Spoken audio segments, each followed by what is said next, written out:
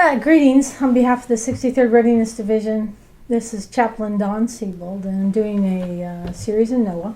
This is Noah house cleaning. It's titled House Cleaning, Noah Part 3. So I'm reading from Genesis 6:17 through 21 if you want to follow along. It says, "Understand that I'm bringing a flood waters on the earth to destroy every creature under heaven with the breath of life in it, and everything on earth will perish. But I will establish my covenant with you, and you will enter the ark with your sons, your wife, and your sons' wives. And you are also to bring into the ark 2 of all living creatures, male and female, to keep them alive with you. 2 of everything, from the birds according to their kind, from the livestock according to their kinds, and from the animals that crawl on the earth according to their kinds. And from the will come to you so that you can keep them alive. Take with you every kind of food that is eaten. Gather it as food for you and for them." So housekeeping. Housekeeping is important when you're living in a small apartment like I live in, as I have come to learn in living in mine.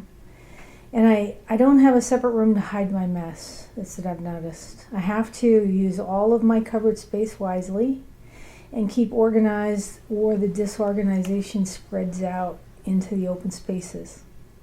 So I'm using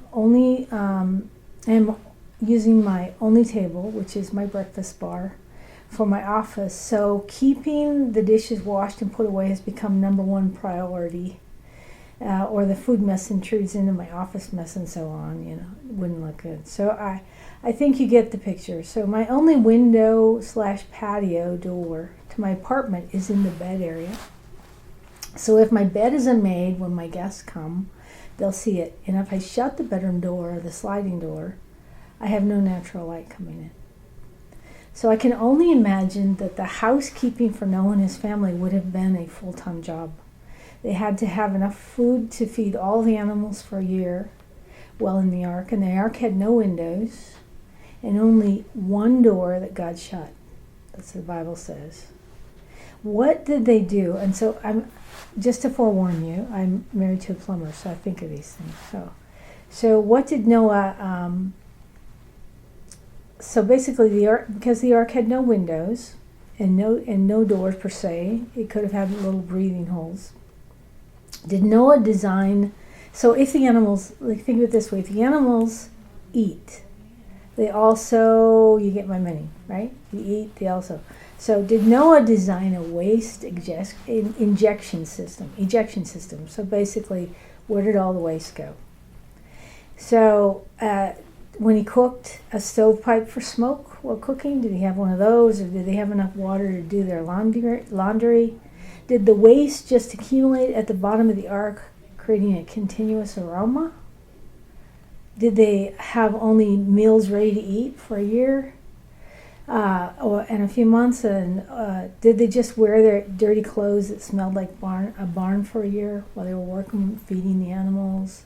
These things are going through my head when I'm thinking. These questions come to mind when I read that passage.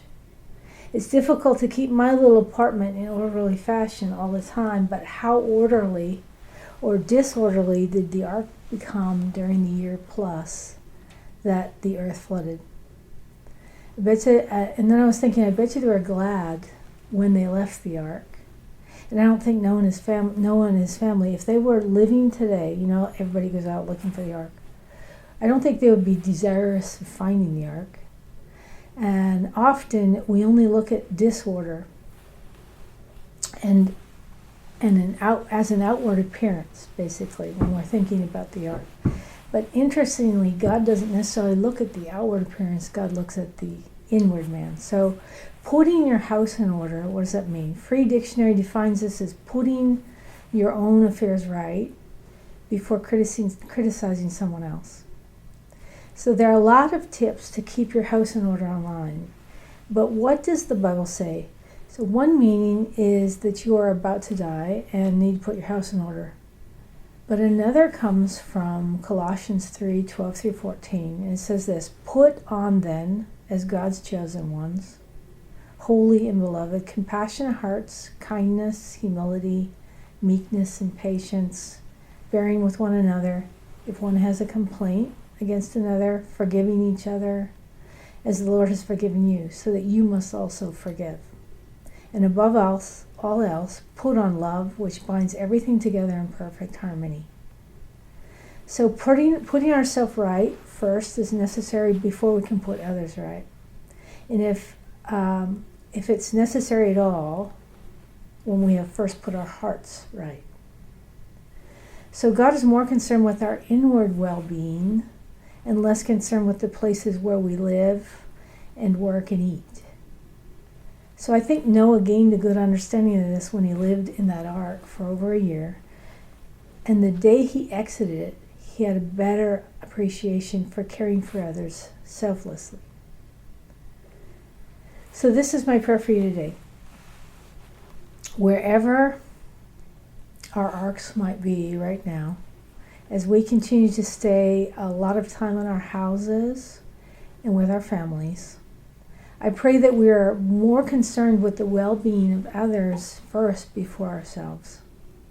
May we bear one another up, and when we fail, I pray that forgiveness be fast on our lips. Amen.